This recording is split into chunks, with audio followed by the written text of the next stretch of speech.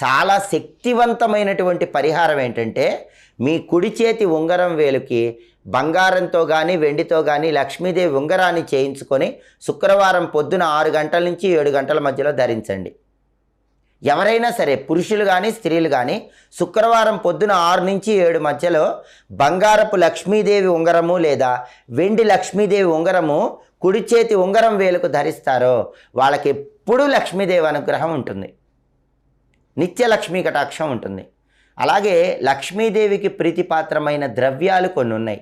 కస్తూరి, పునుగు, జవ్వాది, అగరు, కర్పూరము, శ్రీగంధము, పన్నీరు, అత్తరు ఇవి లక్ష్మీదేవికి చాలా ఇష్టం.